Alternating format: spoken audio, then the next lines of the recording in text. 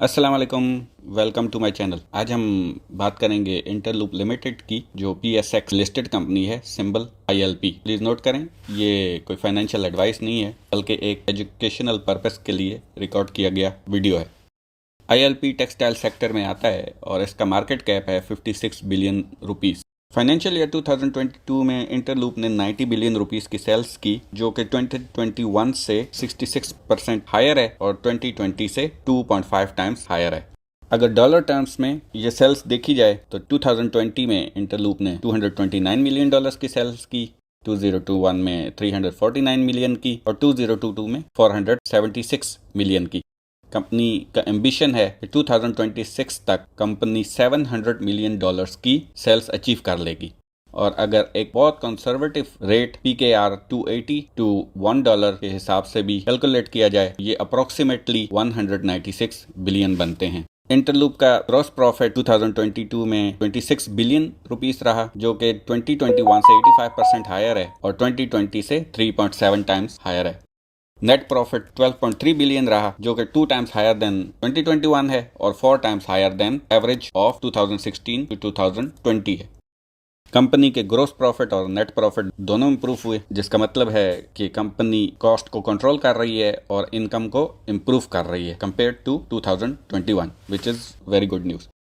पिछले 6 साल के कुछ की फैक्टर डेवलपमेंट्स देखते हैं। कंपनी के टोटल एसेट्स 28 बिलियन थे 2017 में, जो कि अब इंक्रीज होके 96 बिलियन हो गए हैं। ये इंक्रीज 342% बनता है। इसके साथ साथ कुछ की नोट्स हैं जिन पे गौर करना है। कंपनी का स्टॉक इन ट्रेड 3.5 बिलियन से 23.1 बिलियन इंक्रीज हुआ है। ट्रेड डेट्स 4.8 बिलियन से अभी 28.6 बिलियन रुपीस हो गए हैं। कंपनी की total liabilities 10 billion rupees in 2018 से लेके अब 46 बिलियन रुपीस इन 2022 हो गए हैं। ये इंक्रीज 460% बनता है।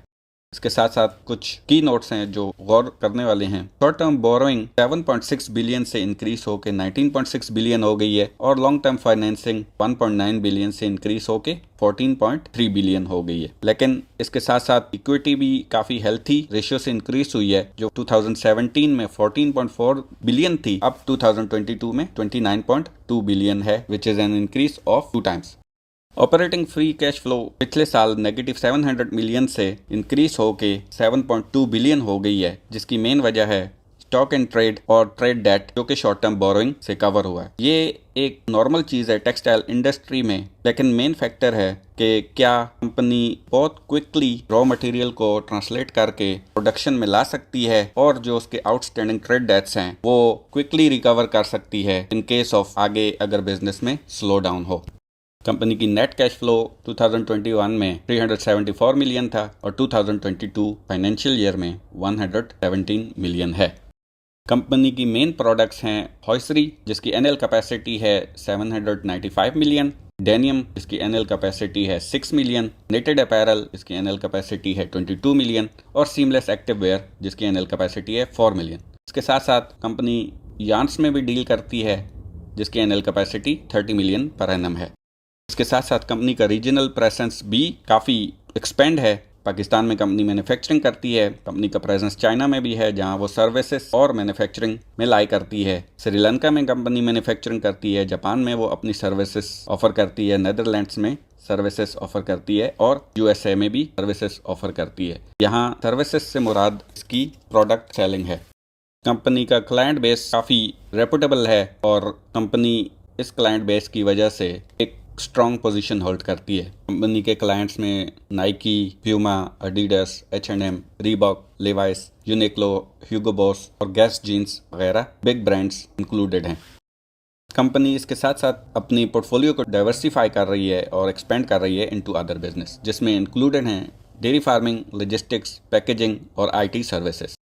आगे देखते हैं कंपनी को क्या रिस्क पेश आ सकते हैं फिस्कल ईयर 2023 और इसके बियॉन्ड। एनर्जी प्राइसेस का रिस्क हमेशा कंपनी की कॉस्ट में एक बहुत बड़ा फैक्टर होता है। साथ साथ कॉटन प्राइसेस अगर इंक्रीज हो जाएं तो कॉस्ट इंक्रीज हो जाती है और इस साल पाकिस्तान में फ्लड्स की वजह से क्रॉप इश्यूज आने के साथ कंपनी का कॉस्ट भी इंक्रीज हो गई और कंपनी को रॉ मटेरियल इम्पोर्ट भी करना पड़ गया।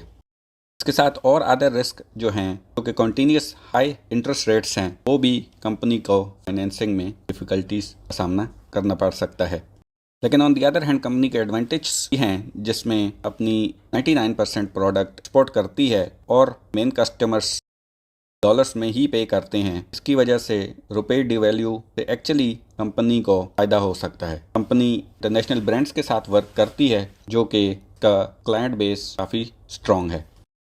कंपनी की मेन स्ट्रेंथ ये है कि वो डिजिटलाइजेशन में इन्वेस्ट करती है और अपनी मशीनरी को इन्हेंस करती है और टेक्नोलॉजी के ज़रिए अपनी प्रोडक्ट डिज़ाइन और प्रोडक्ट डेवलपमेंट को बेहतर करती रहती है। इसके साथ साथ कंपनी कोशिश करती है कि हाईली स्किल्ड वर्क फोर्स हो और रॉ मटेरियल का stock most of the time present हो। Thank you very much for watching the video. इंशाल्लाह आपके साथ एक और कंपनी का रिव्यू लेके हाजिर होंगे नेक्स्ट टाइम।